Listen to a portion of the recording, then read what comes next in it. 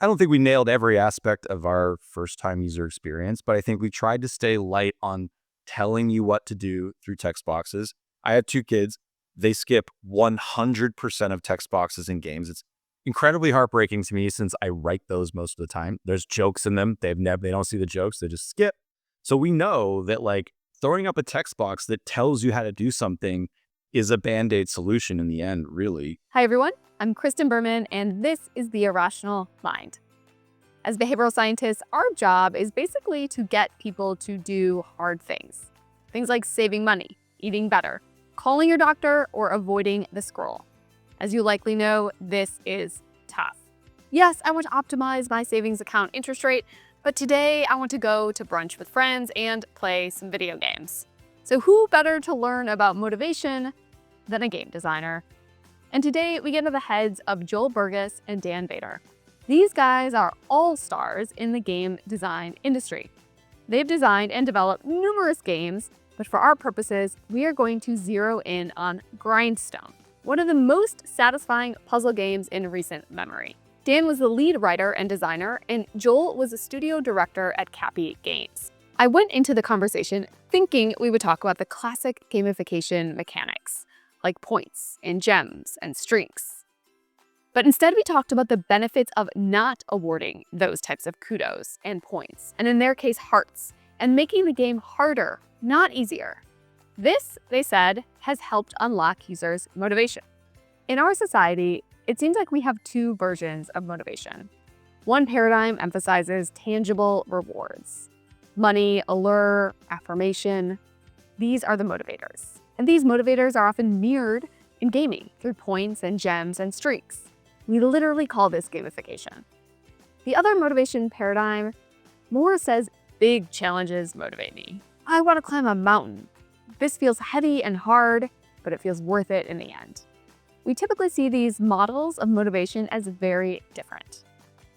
But Joel and Dan introduced me to a more nuanced perspective on motivation, suggesting a more authentic interpretation of gamification, one that blends the thrill of conquest with the satisfaction of overcoming formidable challenges.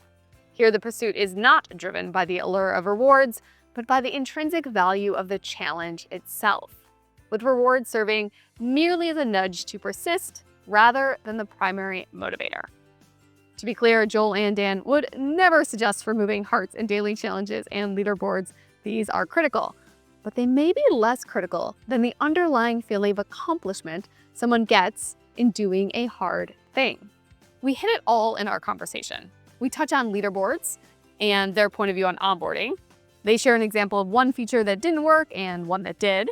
We touch on the beauty of coordination, hello 7:30 Eastern, and why silly hats really matter. There's so much to unpack with these guys, so settle back in your favorite gaming chair and enjoy.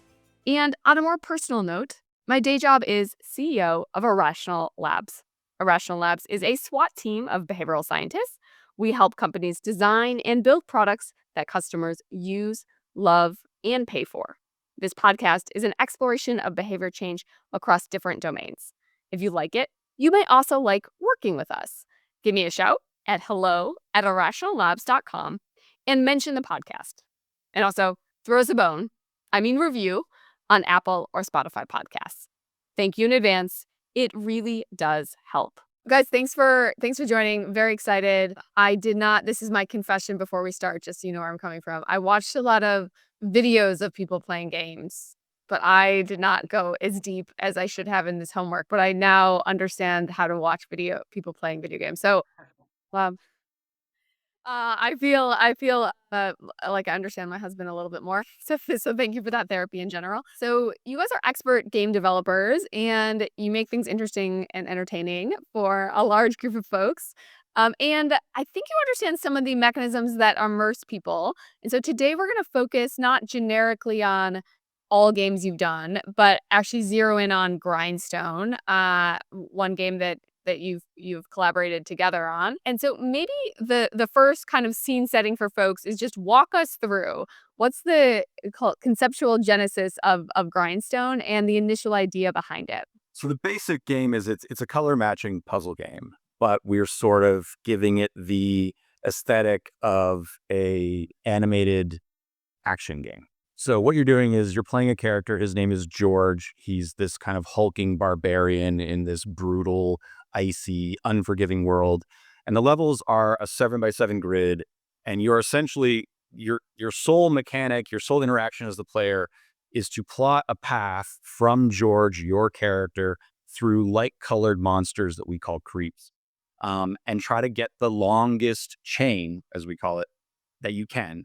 And you can be very contemplative and cerebral about it. You can take your time. There is no timer. There is no time pressure. And then you plot that path and then you hit go and you unleash George on this like murderous rampage through all the creeps, slashing and just like throwing gore on the screen. And then the higher the chain you can create, you can unleash these things called grindstones, which is the primary resource in the game. It's a shiny crystal, which is like something that's a classic gaming trope.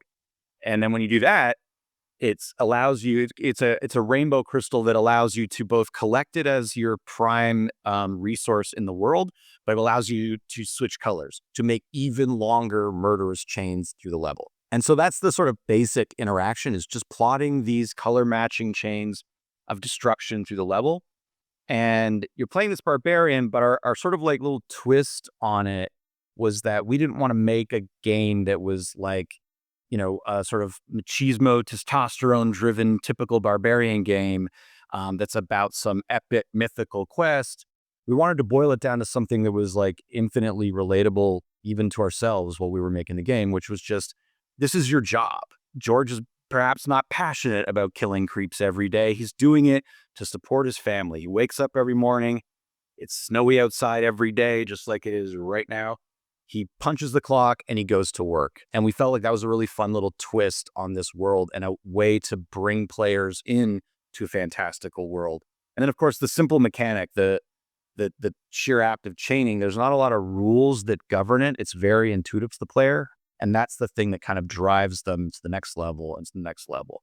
That's the basic rules. On top of that, we do what we've done sort of really successfully in all of our puzzle offerings, which is we take those puzzle mechanics and we put it inside this actual world, this lush place with its own history and lore, which is not typical at all for this genre.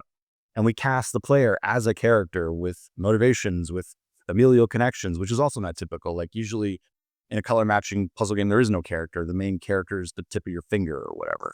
And then on top of that formula, we just are constantly reinventing the game as it goes. We're throwing more and more ideas at that central mechanic to reinvigorate it, to keep the player wondering what's next. I want to see what's next. And that was sort of the Grindstone formula that we lit on. Love it. I love the I think you said the chain of destruction. So the goal is to get longer and longer chains of murderous chains of destruction.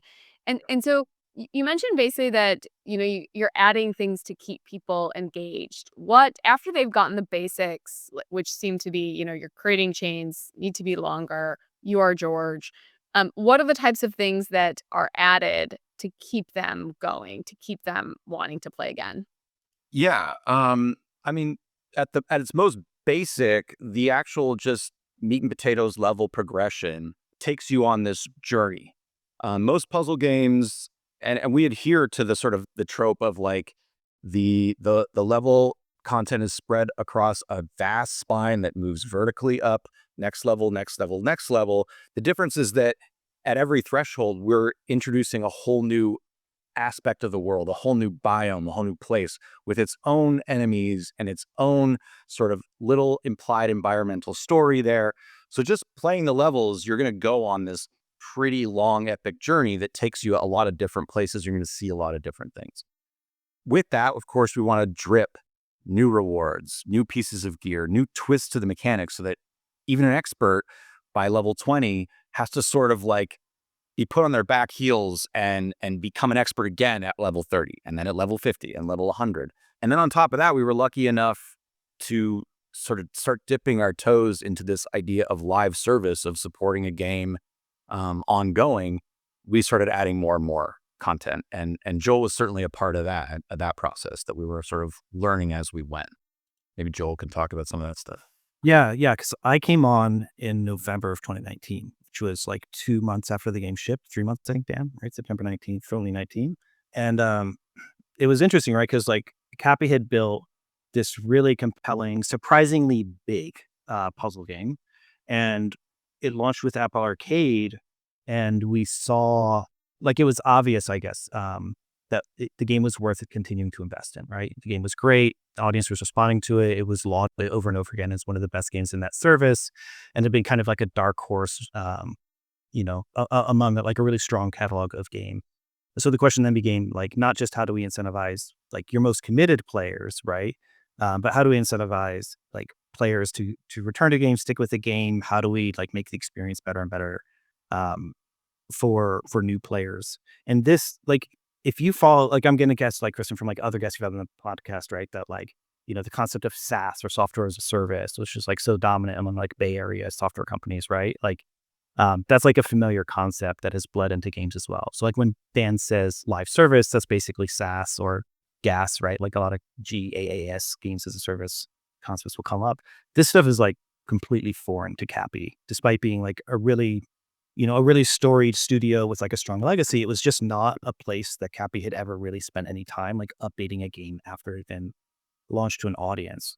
And so that was kind of like, for me, coming on when I did to the team, sort of puzzle number one to sort out is like, how do we continue to extend the game? And like initially we had what I would call like pretty conventional ideas about like, hey, we'll add new areas with new levels and we'll kind of like repeat the format, continue doing, all the like solid game design stuff Dan is talking about, adding new enemies or new challenges and new puzzles so we can continue kind of like recombining elements and introducing new elements. And I think what was interesting was like over time kind of cracking the code of like what were the best kinds of updates to give players to keep them engaged in this more like ongoing live game. Because I mean, Dan, like, I've been away from Cappy for a little bit now, but Grindstone is still getting updates right now, correct? Like 4 years on.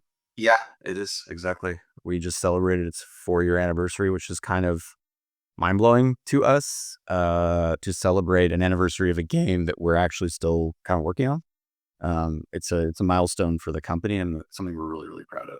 And what were some of those update? By the way, congrats on the milestone. Um, what were some of the updates that you tried out? Let's go with the ones that didn't work or you didn't think worked. I know you may not have the full data set on this, but ones that you tried and didn't actually work. And then we'll go with the ones that actually kind of hit and be different. Which do you want to take, Joel? Because the funny thing about the ones that didn't work, I can think of one that I wouldn't say it didn't work, but it maybe wasn't as successful as others. Those things still live in the game. It's not like we ripped these things out because they didn't work. They're still there to find and discover from players. So I'm thinking of what we call the boss splits. So again, unlike most color matching puzzle games, our game has a lot of hardcore video game bosses you have to defeat using that puzzling mechanic. They're full of a lot of character and charm. They're pretty zany. They offer this really kind of action-packed twist to the mechanic, and you encounter them all throughout the game. So we decided to just offer a mode for sort of the more, for lack of a better word, hardcore players in the game to try to beat all of those bosses sandwiched together in one run. And then have a leaderboard for how quick did you do it? What's the quickest, fewest amount of turns and time that you could defeat all of these bosses. I would say it was less successful, one, because that's a pretty steep challenge. But I think my intuition is, and it's something we still fight with in the game, is I think it's less successful because we present it diegetically, right? So most games that have modes would show you those modes in a menu. You pull up the game and it'd say, which mode do you want to play? Next to options and credits. Do you want to play 2-player? Do you want to play this? We're really all about world building and character at the studio, maybe in this case to a bit of a fault. We love to ground these mechanics inside the world and present them in the voice of the game. So that mode, Boss Blitz, is not available in a menu. You have to find it in the second biome of the mountain. It's got a little character that introduces it. And I think because of that, some people probably just missed it. And that's something we're sort of like trying to think about differently, because we work hard on this content and we want players to obviously see it. And if they're not seeing it, it might not be the lack of engagement might not be down to they don't like it. They might not know it even exists. Totally. If you could redo that one and have a better opt-in, how would you redo it? Yeah, I mean, I would go a little more capital V video games and have a sort of landing menu at the beginning of the game that said, which experience do you want? Do you want to play the game proper, continue your progress? Do you want to play the daily grind modes, which I think is a success story that Joel can mention next? Or do you want to play this boss blitz? And just foreground that decision right away, and let players choose from there. We call this forced choice, where we make people choose a thing, and it turns out that if you get their attention, most of the times they'll choose something versus not choose. And Jace do the same thing. So yeah, Joel, tell us about daily grinds. I'm going to talk to you about boss splits first. Oh, great. Perfect. There might be like a little, like, here's the fake leaf. I did the original prototype of boss splits, so maybe I'm rushing to defend my baby here. Dan's actually right about everything. So like when I first prototyped boss splits, part of the incentive there was like to Dan's point, like, hey, we have all these great boss fights in the game. And it would be pretty, and I'm not a programmer, I'm not like the most technical person on that team at all, right? So like for me, it's like, hey, it would actually be really easy to prototype this and like sort of repurposing content into this mode. And there's this known thing in games, which is like vanishingly few players reach the end of any game, right? Like particularly like when I worked at like one larger, really data-driven company in particular, like, we knew that like, the redemption rates on certain types of content and the completion rates on certain types of content. I mean, you're talking about like fractions of a single digit percentage, of your audience are going to actually reach this type of content. And so we did know categorically in some ways that boss splits was like a bad choice in terms of like a lot of players are not going to see this content. And my rationale at the time with it was like, it shouldn't be too hard for us to make. This is the like flash forward narrator voice. It was actually hard to make. Right. But it's like, we can do this as a fan service for our most hardcore fans to sort of, give them something, show an offering to them, while also kind of like being proportional, right, about like the investment into it. And of course, like the investment into it was like quite a lot more because to Dan's point, we really like doing things diegetically, immersing them in the world. And there's a lot of like fit and trim and polish that came with that, which, furthering to Dan's point, probably just served to further and further bury this thing that we should have been spotlighting and making part of like an onboarding process or just like the menu flows for the game. So definitely lessons learned there that I have full faith and believe that Dan and the team at Cappy are able to learn from and apply in future projects. Now, to take the flip side of the coin that was offered here, probably the big success story are the daily grind modes. And this was the thing that we had introduced in, Dan, I want to say July of 2020. So 6-10 months after launch of the game. And this was a time where like we had seen that the retention of the game, right, the number of players continuing to play the game after day, like 3, 7, 15, 30 were exceptional, right? This was one of the only pieces of data that we actually gathered in contrast to a lot of other like mobile game developers. So we saw the retention of the game was good. And we were like interested in how we could serve players better. Like, was adding more content at the end a good idea? Again, like we know players don't tend to reach the end of games. Can we offer players something different, a good diversion, and maybe something that fit into people's lifestyles a bit better? So the idea of, a daily leaderboard, which is by no means a revolutionary concept. So 24-hour, wipe the slate, new set of levels, new leaderboard, play these levels. And we just were able to then populate this, and it's 5 levels, right, Dan? The initial daily grind mode was a 5-level run. You would do 4. And one of the things that I think we got right about this too was that those 4 levels were completely agnostic to your general progression of the game, which means it might grab a level 201, even if you've only progressed to level 10 of the game. And it didn't care. So like, it took a lot of the just programmatic logic. Like we didn't have to build complex barriers of like different players. Like anyone in the Grindstone community logs in, if they've unlocked this mode, which like you unlock 4 levels into the game, you can access it and you'll see content that you wouldn't be able to see normally unless you've invested many hours. So it made that experience richer.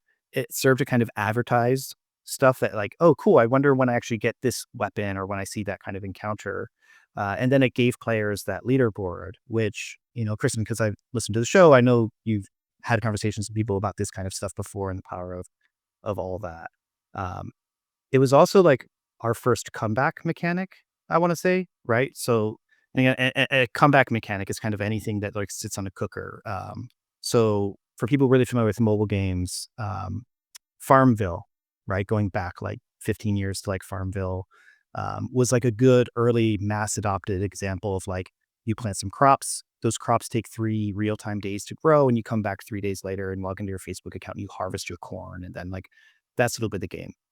There are really aggressive and cynical versions of comeback mechanics that we see in a lot of other games, and we wanted to like put a light touch on it. And yeah, we found that it worked really well. We got like a nice marketing boost from Apple around the same time, which is not inconsequential in terms of helping. But we saw our retention rates and just general like appreciation of the game like shot really up. And it's just like it also, because it was like a different experience. It wasn't just adding more content. It was adding this sort of like sidecar onto the experience of the game. We believe that's part of what it was. It's like you now could sort of set the flavor. Like, is your Grindstone experience progressing that story and existing in that world? Or is your Grindstone experience that like your commute on the bus is like long enough for you to play the sport level stream and you come back to it the next day? And so I want to summarize just for folks to make sure. So basically, there's kind of 2 modes. This normal progression through you're on level 19, trying to get to 20. You're doing murderous destruction and want to continue your murderous destruction. Then there's this daily grind by which do you play you have 4 kind of random levels that you're assigned. You're competing with all the players who've chosen to do this daily grind. And you have to play all 4 levels within 1 day to get qualified to get on the leaderboard, by which at the end of the day, you'd come back and say, am I a good player? Did I hit the top of the leaderboard? Is that about right? Or correct me? Yeah, that's pretty much it. Yep.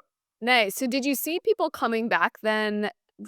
They played, and then did they immediately check their score and did come back later to see how they fared? Or like, how did they get the feedback loop of they did well today? As a non-current representative of Cappy, but I don't think we knew. Like, I think we had an idea. We had some anecdata, right? Of like, for example, one of the members of the team is like probably one of our most hardcore engaged consumers as well. Like, just has the mode he loves, plays it, and like knows the other players by screen name, right? And it's like, oh, I wonder how, like whatever, Matty Patty 420 got that score, or he must have like, I saw him refresh it multiple times a day. I think technically on other platforms, not actually on mobile, I think we do gather data that can tell us like how often somebody come back and refreshing the score, but we actually didn't know. We relied a lot on like user reviews and anecdata to kind of give us an idea of what was working. And then we would trying to remember, Dan, like, I think what we did is we did some light analysis of just the number of scores submitted. So like each user would count for 1, even if they came back 10 times. And then we used that to give ourselves an idea of like how the mode was performing. And we actually introduced multiple daily grind modes. So the 7:30 p.m. reset is across all modes, except for Boss Rush, which is permanent. But then we introduced other modes that had like specifically, for example, there's one like called Quick Grind, which is kind of what it says on the tin. It was designed because like the 4-level mode you could spend an hour clearing the mode, depending on the levels, depending on how fastidious you were about how you played. So we wanted to introduce one that people could play in like a really quick turnaround. Then we could kind of like see which ones seem to get higher engagement. But much deeper than that, we didn't really gather or analyze the data well. So here's one conundrum that leaderboards face in kind of the non-gaming world, which is they're more static, and that means that if you're really good, you'll get on the leaderboard, but most people aren't really good. It's the heads of the leaderboard, and so you kind of have this problem where leaderboards motivate the people who could get on the leaderboard, and maybe 10% below people could get on the leaderboard. But if I'm bad, I just don't care about the leaderboard. Has gaming solved that? Like, trying to motivate people to care about the leaderboard when they're average? I mean, gaming as a whole, I'm not sure.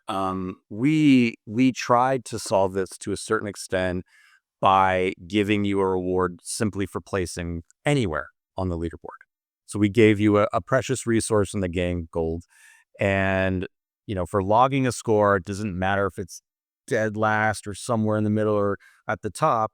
you get this resource. And that was just a sort of friendly way to treat the leaderboard for players. In terms of games in general, I have that exact same feeling about the games that I play in the leaderboards. I don't care to engage. There's something about, I was just playing Grindstone before we started this, one of the daily grind modes. And there is, just because the nature of the modes, they're throwing a lot of different variables at you every 24 hours. That, at least for me, and I don't place high. Like, the community is far, far better than me. But because, I made these levels, there's always a chance, if the right combinatorial variety hits that day, that maybe I can get into the top 20, maybe. And so, like, that keeps me coming back, just personally, because it's not like being the best at a first person shooter where really that person is always going to float in that top because they've got that muscle memory and skill that, I just can't compete with. That's really nice. So there's some level of variety and some level of just hope that people can hold on to, because the variety throws things at you that say, it could work for me today. Yes. So when we first introduced the mode, like I said, it has a 7:30 p.m. reset, which is like somewhat arbitrarily chosen, but it had to be one reset for all time zones. So each chose one. There was sort of no idealizing it, we felt. And what we saw happen was, like, some people would, like, play early and they get the screenshot of them at the, like, in the top, and then, of course, like, if you're playing at like 6 p.m., right, you're in a more competitive field. And we, like, partially patched the whole of that, right? Like, we added, I think this was not an addition. I think this was always in there, but, like, a countdown timer to the reset. And we added, like, push notifications. If you'd registered a partial run or a score, we'd prompt you like, hey, do you want to finish your run? Stuff like that. But it's one of the things, it kind of felt like it didn't matter to people very much. Like, we could have added a whole lot of bells and whistles to it to make it more robust. And it kind of felt, I don't know, my instinct on it was sort of pretty quickly diminishing returns on that. And so, like, the reward or the free blueprint item for your first play, like, this stuff worked pretty well. I think, Dan, did it have friends isolated, or it's just the global leaderboard, right? We never got around to doing a friends. It's just the global leaderboard. Yeah. But I think, like, a lot of these decisions for the post-launch live service content, like, a lot of these features we made in a weird way because we ourselves didn't want to stop playing the game, right? And I think that's why these things felt more friendly, maybe a little more engaging than a mechanic that is designed as a gotcha or as a time sink. I've played the game all the way through, all the levels, for testing purposes and just for fun many times. And when I hit the end, I like the game so much, just as a player of games, that the game is telling me I'm done, and I don't want to be done. So a lot of decisions we made for post-release content, like the weekly challenges is another example, is just for people that have done the whole thing, there's still game there to play. So, for instance, the weekly challenges was a feature we added, I don't know, a year, 2 years in, where, on Thursday evening, if you got the push notifications enabled, you get a little ping, and it says the challenge is live, and it is a challenge that is live for everyone just that week. And the reward for doing it, some of them are bite-sized challenges that you could do in an hour. Some will take you the whole week to just chip away at. The reward is a silly hat. There really is no, like, it's just cosmetic. And I think some people played it for the hat. I think myself included, I played because I didn't want to stop playing the game. And this gave me an excuse every Thursday to check back into the world of Grindstone. And it's not very heavy-handed, but it's a reason to return to this world. And I think we wanted it as developers and players that really had a fondness for the game. And I think it coincided with the need there for people, especially, we haven't talked about this, all of this stuff, this whole live service experience, this all happened during COVID, during a lockdown, when the studio went fully remote. We released very shortly after the world happens, COVID happens. We're wondering what do we do? Turns out a lot of people, when they're at home, want to play video games. We're not the only game that experienced this. And so a lot of our design decisions were sort of like, we want to keep playing the game. What would we want to do in this game? Switching topics a little bit because we basically it feels like you guys have or did have opportunities to crack the nut to get the people who are engaged more engaged or have more ability to play the game. Any insights on the, first session that people are playing and how to get them to want to do a second session with you? Like either to teach them about the gameplay or to motivate them to come back again. So onboarding and tutorialization is like a real contested bit of ground when it comes to game dev, like as with everything. Classically, right? Like, all games, right? In like the history of time, like there's been an ongoing debate about like, do you teach players, do you tutorialize players like lots of text? Do you do it diegetically? Do you do it artificially? You take examples like the original Mario that you would have played in an arcade. Like there's no text. You can only run one direction. You can only jump. You can only do this one thing. How do you? So there's a whole bunch there about like how do you tutorialize a game in the first place? And then when you're dealing with like mobile, where you have maybe shorter sessions, more prone to distraction, or you're dealing with subscription or free to play, I think has the same thing where it's like the barrier to try the game and to judge and dismiss the game is a lot lower than a game where like I just dropped $70 or whatever on a game and you have an incentive to like, sorry, I don't know how you feel about swearing on a show. Eat shit for an hour, right? Playing a bad tutorial to get to the game, right? Like, so it's funny. This is one of those places where like, I think I characterized it to you in a previous conversation, Kristen, like PC console developers tend to be a little bit more like artsy fartsy and mobile game developers tend to skew a little bit more like data pragmatism and they love acronyms. And Dan, I think, doesn't want to say this acronym out loud on a camera. So I will. Like we had to become familiar with like terms like FTUI, right? Like first time user experience. And then again, like thinking about things like retention, right? Like how many players are dropping the game within how many days. We weren't particularly aggressive about these things. We sort of like reluctantly embraced push notifications, which I think we found a tasteful way of using push notifications that worked okay for us. But yeah, I think a large part, it just came down to trying to do the best job of game design. Like make the hook to drive you to finish a level really strong in and of itself, which I think is one of the places where Grindstone excels. Like the hook to play a level and move on is really strong and just like inherently satisfying. And then just trying to, show the player a new interesting barrier to overcome just kind of just on the horizon. So you're never thinking about the thing you're going to do, in 10 hours or in 1 week, you're thinking about the thing you might do if you could just like play one more round. Love that. Would you make a game?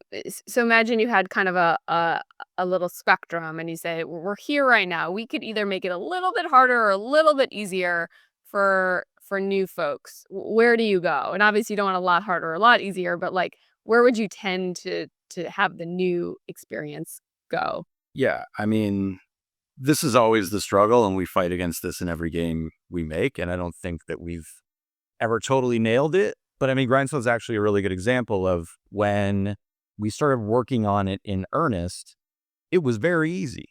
A level was wide open. Every chain that you plotted was a big, juicy 20 chain.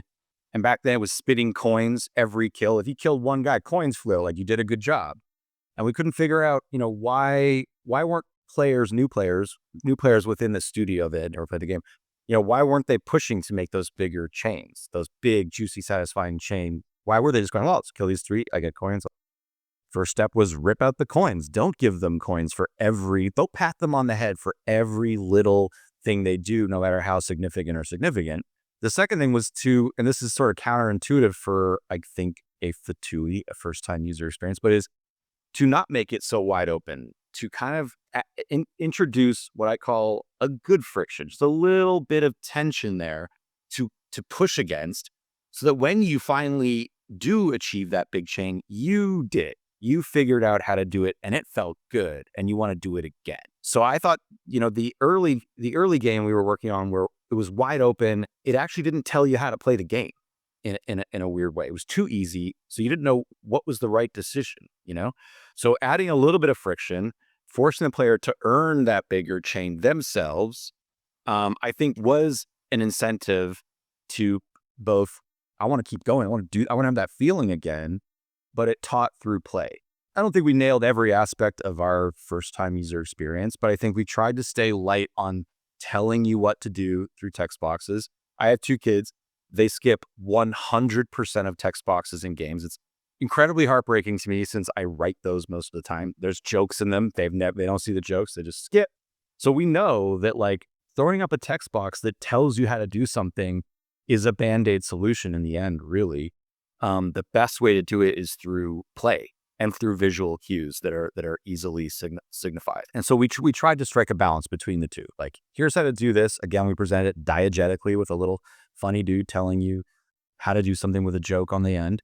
But for the most part, the mechanic is so simple. We set up the levels to sort of guide the player through visually and through that central chaining interaction. And we did our best to make that feel juicy and satisfying to carry them through. And then at level 20, we really, turn it up a notch. We turn on the heat on the boiler, and it starts to get a lot more challenging. Perhaps too challenging by level 20, but I digress. Let's also discuss these hearts. So what is the heart? What are the hearts? What are the heart meter? Talk to me about how this operationally works. Joel, do you want to take this one or? Well, I mean, I think describing it as it is in the game is pretty straightforward. The player has 3 hearts, and every turn, you're making a decision about like kind of where you'll end up, and you can get caught in a situation where you could take, you get multiple hits, but typically you'll take one hit, one heart flies off, and it's pretty classic video games and straightforward and simple. I think most players of Grindstone would, you see it, you intuitive really quickly, and you wouldn't think that there's any other way the game could be, but it actually was a different way for a long time. But that predates my tenure at Cappy. So I'll flip it back to you, Dan, to talk about what it was. Yeah, I mean, it was more of a meter with a bunch of hit points, 20 hit points, 50 hit points. And again, that's when you play the game, that's a very generous amount of life you're giving to the player. And what it produced was very little tension. You could basically play a lot of levels in a row without thinking about that resource, which it is a resource. And it's again another example of a sort of counterintuitive decision to add friction, to add tension, to add difficulty that I think enriches the game. I don't think it is as off-putting as it sounds. It gives the game a good tension that when you achieve something, when you leave a dangerous situation with that one precious heart intact, you feel like a good player, as opposed to playing for 15 levels in a row and then realizing, oh, I'm a little low on hearts, I should go do something about that. So it's the reason why I think it's so anomalous is just because of the genre that we're sort of playing in, which is typically very casual for at least the early game. It tries to sand off the edges and really push the dopamine hit of just doing well and giving you shiny things. But because we're sort of blurring the lines between a color matching game and an action game, a sort of turn-based action game, it makes sense to have more danger. It makes sense to have more tension. And, the result is, I think we got casual color matching players who were suddenly tricked into playing a more intense action game. And we got action game players that were sort of tricked into playing a more casual puzzle game. I know this anecdotally from my friend group that, very politely played my game just to be a nice friend, and were texting me at 2 a.m, cursing me for level 121, something that killed them. And it really engaged a kind of player that didn't play that game typically. And I think it did that really successfully. Yeah, I think it also, like, for what it's worth, just to add to it, Dan, it increases the comprehensibility of board state. And like in game design, like board state, like it is what it sounds like, right? It's your ability to like hold the reality of the simulation in your head. So like, would chess be a better game if the queen could take 3 hits, right? And like, if you had to have some way of tracking how many hits, and if a pawn has 1 and a bishop has 5 and a rook has 3, and like those don't make chess a better game because the board state becomes more complex and it becomes less comprehensible. And so I think like there are games like some of the big RPGs that I worked on where like squishy things with 100 hit points and this thing takes poison damage, which adds 7. Like that makes sense if you're playing Dungeons and Dragons or a big PC RPG. But for a game like Grindstone, where board state and holding that in your head is a big part of it, it puts the player in the right. It's a dollar store version of self-determination theory, right? But like where the player like can understand what's going on well enough to feel like success or failure is her fault, and not the fault of like the mechanism of the game, like clapping around. Thank you for listening. If you like the show, go to irrationallabs.com to say hello to us or post a review on Apple or Spotify. Big thank you to the show's two Jacks, Jack Buer, our writer, and Jack Steger, our genius editor. Until next time.